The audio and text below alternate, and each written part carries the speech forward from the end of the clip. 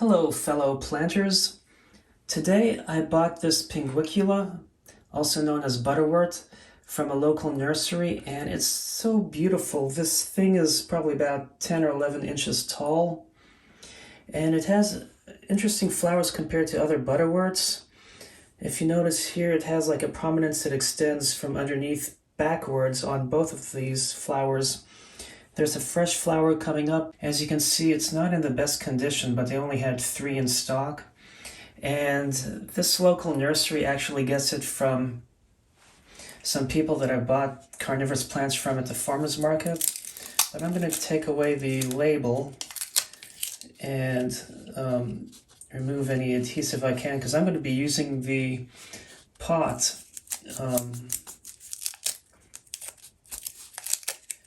and you'll see why. Now, anyway, one thing to note is that a lot of times the butterworts, they're planted in plain sphagnum peat moss, which really isn't the best way to plant butterworts. I've not had success with butterworts in the past, and I think it's because I assumed that they grow the same way as other carnivorous plants. But looking online, they don't. So really, they don't want soil quite as acidic, and they can endure a little drier. You can't have them go completely dried out unless they have their succulent leaves versus their carnivorous leaves.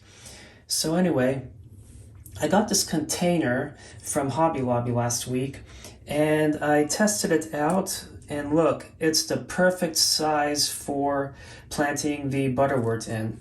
But I need to do something about it being in pure peat. It's like nurseries, they plant things for resale, they don't plant things for long-term keeping of the plant. And a lot of times in nurseries, plants do really well regardless because of the right conditions of heavy sun and humidity that are not found in homes. So if they plant them in a way that will help them survive better when people buy them, it will be so much nicer. So to start, I'm going to put old Ping, that's his nickname, Pingui, there, move this over. And I'm going to be mixing a few ingredients with peat moss. I'm going to put some eggshells to help make the soil a little more alkaline. And I took a hard-boiled egg, and there's a thin layer of tissue on the inside, like a membrane, that you want to make sure you peel off. And then you can crush it down. And I have some perlite. Now, I've had this bag of perlite forever. Well over a decade, probably 15 plus years. Maybe close to 20 actually, probably 18 or 19. Anyway, the thing about perlite is it's the Miracle Grow brand, which is enriched with things that you don't want to give carnivorous plants. So when I run out of that bag, I'm going to buy another brand. So to start, I'm going to add water to this and let it sit for a few minutes. I'm hoping I can wash away the fertilizer enrichment.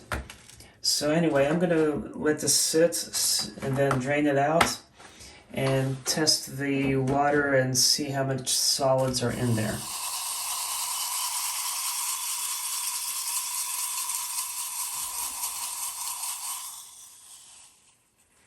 You can see it fizzing, and you can see how the water has discolored.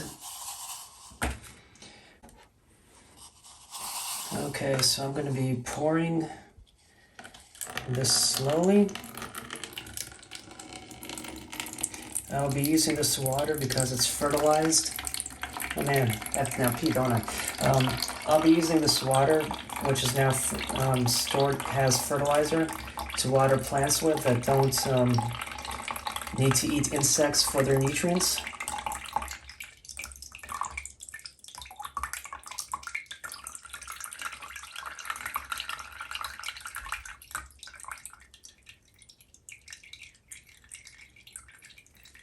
Okay, so what I'm going to do now is I have 2 TDS meters. I bought El Cheapo off eBay, and then this came with a 0 water But I'm just going to go ahead and utilize this one for now. So I'm going to turn it on. There we go. And see.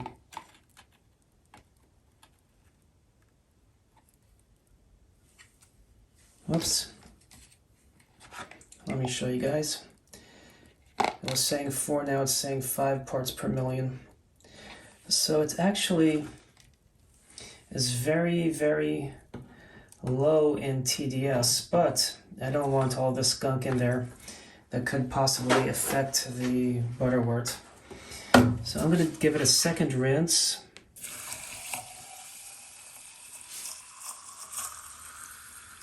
With distilled.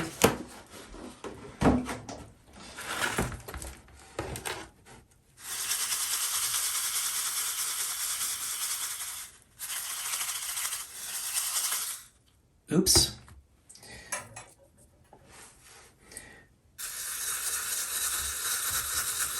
The thing about perlite is it floats. Wow, hardly any perlite stuck to the tongs. Impressive. Let's see if I can, anyway.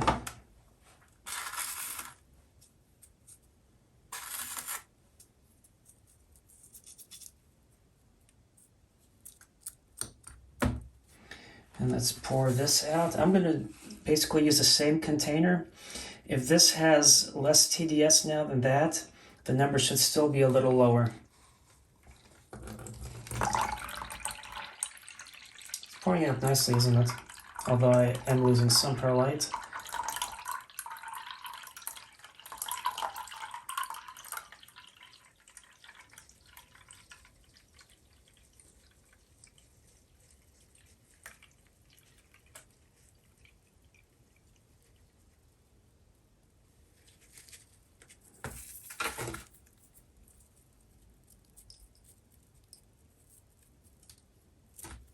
Okay.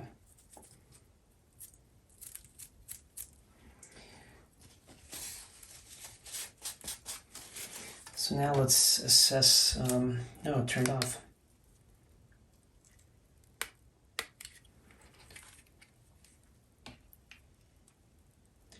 Look at that, it's reading 0.02.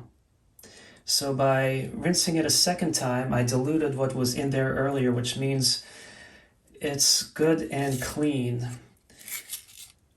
So I could always do another rinse, but I don't think I have to.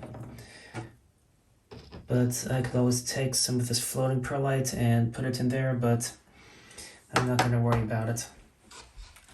So now we got the perlite ready to use, and we're going to do the same thing for the onion peels, or onion eggshells. Onion peels.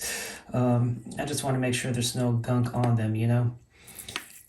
But the eggshells basically add a little calcium to the mix, which is good for butterworts according to what I read online. So I'm hoping this will render the butterwort happy and stay alive. Oh wow, that's stuck there.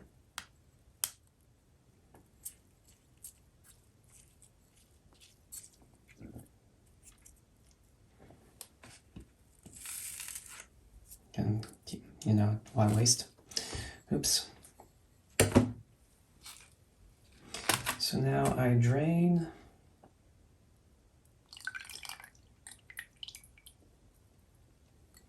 There. Now I need a container to essentially mix the peat moss with the perlite and the eggshells together. They usually say a 50-50 of perlite and peat moss, or 2 parts perlite and 1 part peat moss, and I'm going to do it, let's see, probably somewhere in between 50 and like 1 part and 2 parts.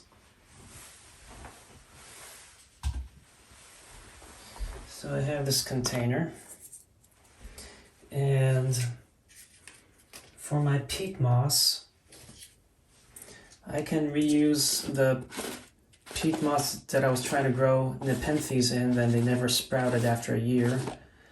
And then at one point it flipped over and fell, and then this way I'll have some nice sphagnum moss, which I revived, grow with it. So I'm going to put a little in there. It'll be nice to start seeing the sphagnum moss growing up out of the top as well, but I don't want to use up all this sphagnum and have part of it being buried in there. So I will be using some of the peat moss from there. Oh, and I have some really dry peat moss I can use too.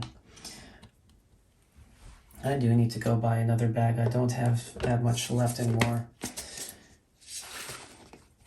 So in case you're wondering, this container is a CD spindle. And in case you're wondering, a CD is what replaced audio tapes. So I want this stuff on top, just so I can have the sphagnum moss, give a nice aesthetic appeal to the surface. Oops.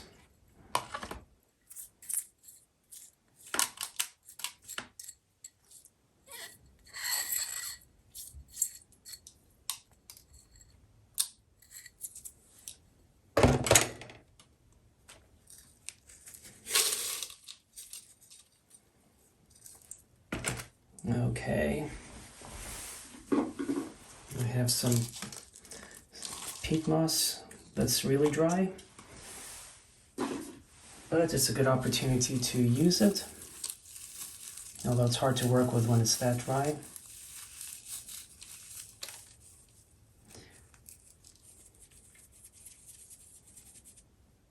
Move this out of the way.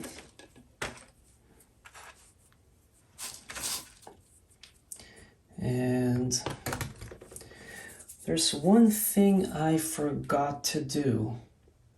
I forgot to put something underneath here as a padding, so I have my trusty craft foam that I took with a hole punch. This is a self-adhesive kind, and I can basically peel it and make sure there's no lip, so then it can not be too recessed and defeat the purpose. But there is a very small lip, not significant enough, but nevertheless it's still there. So I'm putting 6 on this based on its size. I'll put 4, 6, 8, or whatever. I also have different size hole punches for different size pots and containers.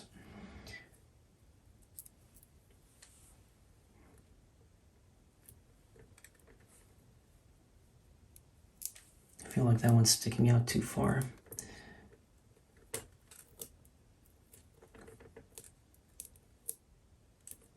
Okay, so now I have this, and I have that. I do need to get the lid for this. Okay, this way I can shake it up. Guess I don't really need the TDS meter, but I do need to rinse it off and let it dry out. So I'm going to move it out of the way. And I don't need this at the moment. I'm going to move that out of the way. What I do need is that spoon, and to carefully remove Hermie without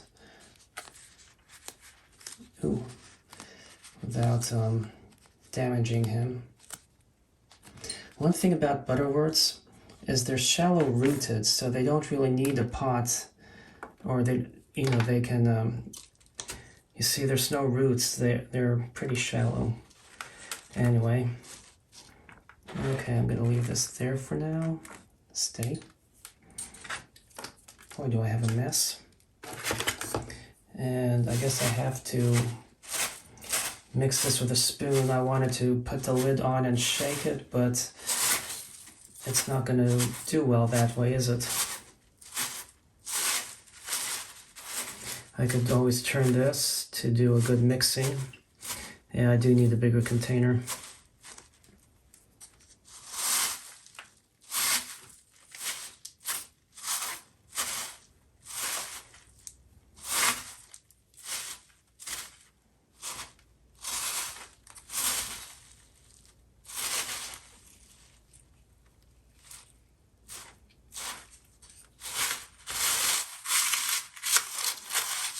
Especially with the eggshells in there. Make sure they're mixing in. But it is becoming very fluffy and not as compact as the pure peat.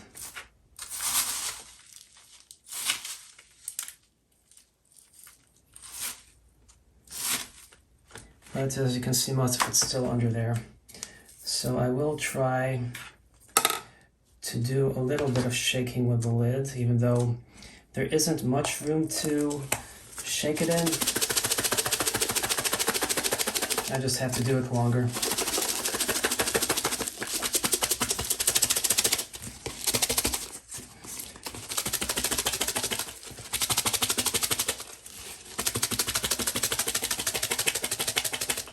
So I'm going to tell you a secret. Most of it is down here versus there, and usually when you shake things, or like in aquariums, if you have two different sizes of gravel, the larger pieces stay on top and you start having its own strata forming.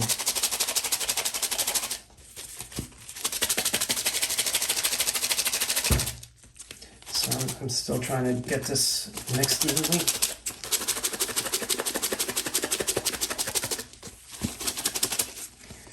Okay, it did mix a little bit. Oh, it does look so much better, doesn't it? But I will do a little bit by spoon and then that piece in there. Yeah, there's still a lot in there that needs to be mixed. It actually did mix pretty well, so I'm happy. Now it can be very airy, so the roots, what little butterworts have, can breathe, and yet not be overly wet, but still not dry out fully because of the peat moss.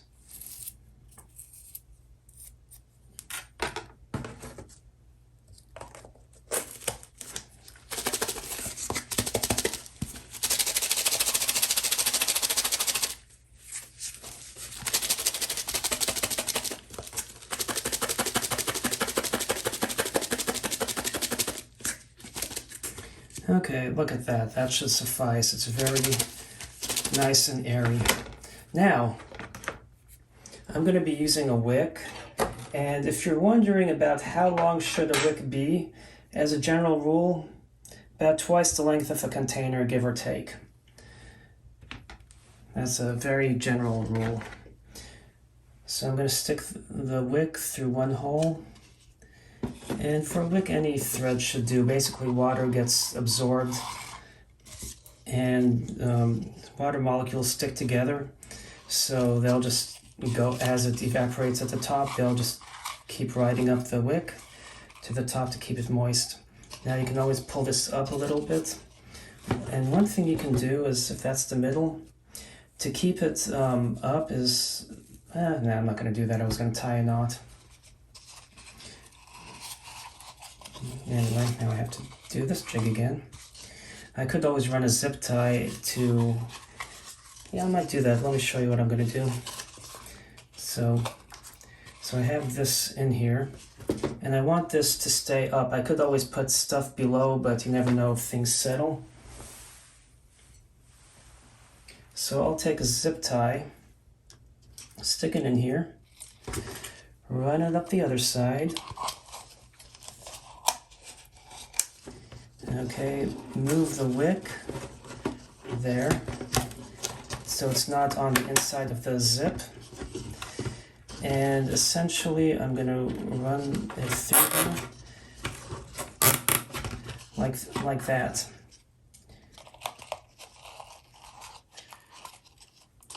And then take this piece and fold it. Basically I'm going to zip it tight and then fold it in there. If I can, or I could just put the wick on the other side And you see how I have it staying up.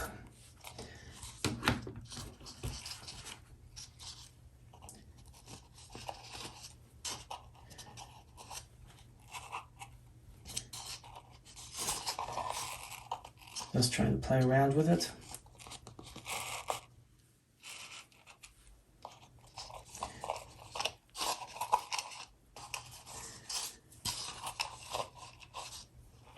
And you see, as long as I put the moss first and keep that balanced, it should be fine. So, at least I know where I'm going to trim the zip tie from, so we don't have it sticking out the top and looking ugly.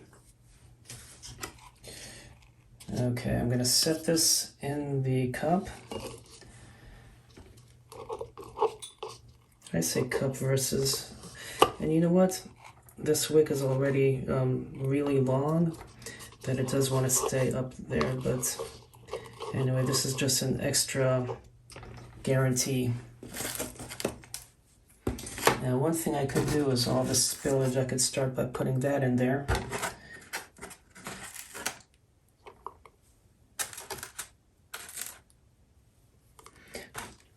No, that's, okay.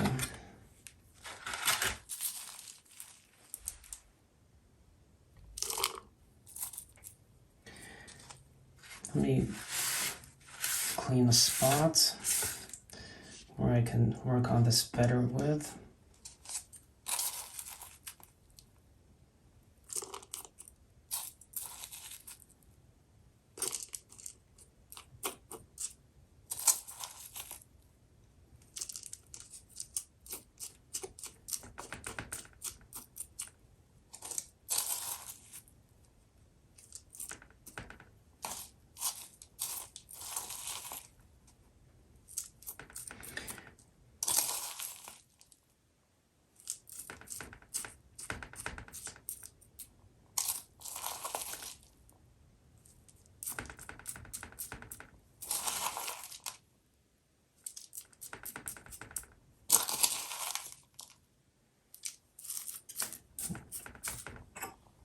Maybe I shouldn't have pressed it down just now to keep it light and airy.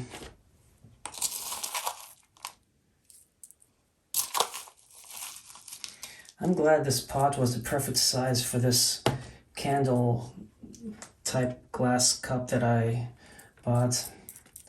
I need to go get more of these. They're very useful. Wow, this is, I used almost all of it. Okay, I think I put too much now.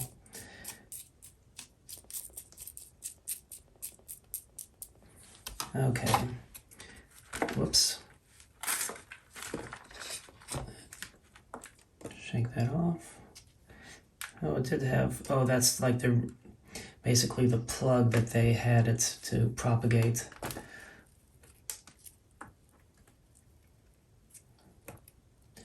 So you know what that means? This will be easy for me to plant, because I can just, oh, it does have a longer root. Wow, nice. So what I can do is, because it's light and fluffy, I can open this out. And I want to grab this with the root, so I'm not going to damage the root. And just slowly move it in there into position. Make sure it's centered. And I don't want to touch the surface of the leaves so I don't contaminate. I'm pushing it down. There. And it will compress a little with watering. And even though the peat moss is moist, I will still have to do a little watering. Now I have this that I'm going to just leave here, and it will spread on its own. I can always put little snippets here and there, and it will look better that way. I feel like I should have probably put a little more perlite, but as long as it survives, I'll be happy.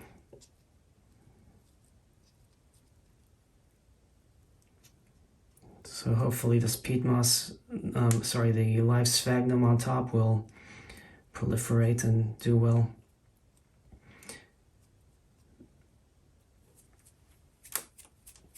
So now, yeah. Okay, so now I'm going to basically just give it a good watering. Now, one thing to note with this setup is you can always raise it and water and then let the wick get it, or you can water from top and just let it fall down and water a little more and a little more. Since this is the first watering, I guess I do need to clean the leaves, even though it's not advised to water. You don't want it to sit there because that will cause it to rot. Although if you get good ventilation, you'll be fine. It's just if you constantly do that. But I don't want debris on there. Okay, so now I'm just going to go and water the surface of the soil. There's like a gap under there, isn't there? I don't want to press on that too much, but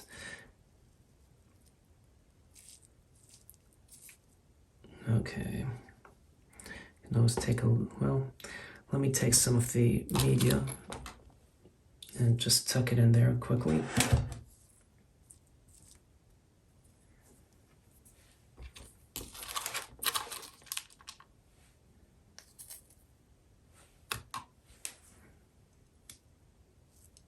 There.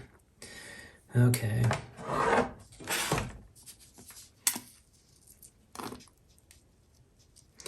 Lift the leaf up above the ground or the soil.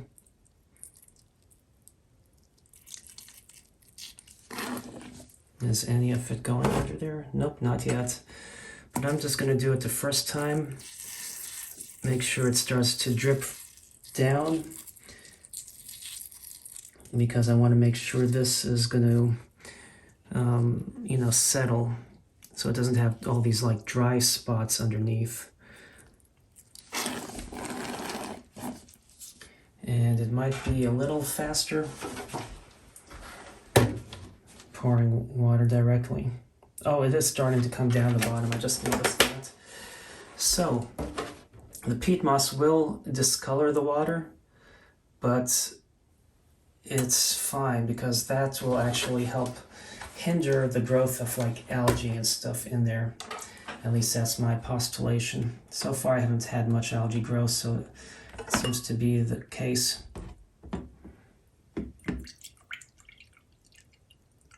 I'm going to add a little bit, and it's just above the bottom of the pot.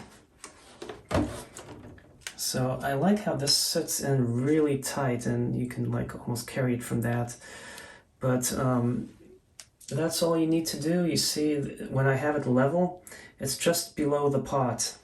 And you can have it like in pot because people use the tray method a lot, but I really hope the pinguicula will do well. I need to study more about pinguiculas because I'm not sure, based on this leaf with that flower, what variety it is, but let me show you the flower.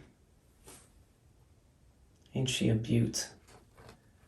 Let me actually see. Yeah.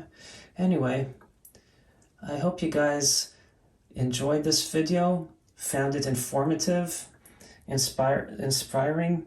If you have any advice or suggestions on growing butterworts, please leave a comment below, because I would like to learn more about growing them. And I hope you found this media that I made, the mix, viable. It seems like several websites do suggest eggshells and mixing a lot of perlite in with the peat moss. And I hope you found it informative about using a TDS meter, especially if you have the Miracle-Gro perlite. Thanks for watching, and happy planting.